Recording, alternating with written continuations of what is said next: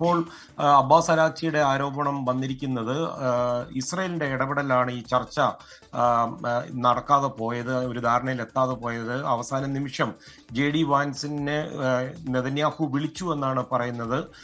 ഇതൊരു ആരോപണമാണ്. വൈറ്റ് ഹൗസോ അല്ലെങ്കിൽ ട്രംപ് അഡ്മിനിസ്ട്രേഷനോ ഇത് സ്ഥിരീകരിച്ചിട്ടില്ല. വൈറ്റ് ഹൗസ് ആണെന്നുണ്ടെങ്കിൽ ഇതിലൊരു മൗനം പാലിക്കുകയാണ്. അതായത് ഇത് സ്ഥിരീകരിക്കുന്നുമില്ല, ഇത് തള്ളിക്കളയുന്നുമില്ല. അപ്പോൾ ഒരുപക്ഷെ ഈ ഫോൺ കോൾ വന്നിരിക്കാം. ഇത് കൂടാതെ അബ്ബാസ് അരാക്ചിയെ പ്രകോപിപ്പിച്ചത് ഈ ചർച്ച പൂർത്തീകരിക്കുന്നതിന് മുന്നേ തന്നെ ഒരു പത്രസമ്മേളനം വിളിച്ചുകൂട്ടി കാര്യങ്ങൾ വിശദീകരിച്ചു തിരിച്ചു പോകുകയാണെന്ന് പറഞ്ഞു. അതും ഈ തുടർ ചർച്ചകൾക്ക് ഉള്ള സാധ്യത ഇല്ലാതാക്കി എന്നുള്ള ഒരു കടുത്ത അമർഷവും അദ്ദേഹം വെച്ചു പുലർത്തുന്നുണ്ട്. അതേസമയം അല്പം ശുഭകരമായ ഒരു വാർത്ത എന്ന് പറയുന്നത് റഷ്യൻ പ്രസിഡന്റ് വ്ളാദിമിർ പുടിൻ ഇന്ന് ഇറാൻ പ്രസിഡന്റ് മസൂദ് പെസഷ്കിനുമായിട്ട് ദീർഘനേരം ടെലിഫോണിൽ സംസാരിച്ചു.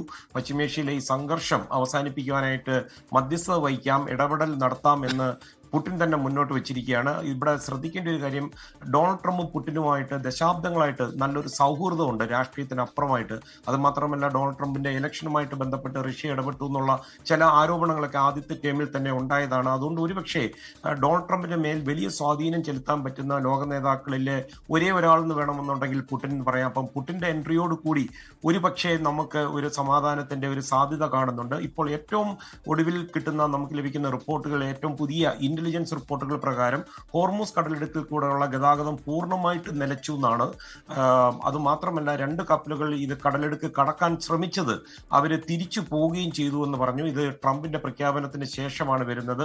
തീർച്ചയായിട്ടും ഇത് ആഗോള എണ്ണ വിപണിയെ വലിയ രീതിയിൽ സ്വാധീനിക്കുക. എണ്ണവില ഒരുപക്ഷെ ഇനി $10 കൂടെ കൂടി 219 അല്ലെ 119 $120 പോകാനുള്ള സാധ്യതയും ഈ രംഗത്തെ വിദഗ്ധർ വിലയിരുത്തുന്നുണ്ട്.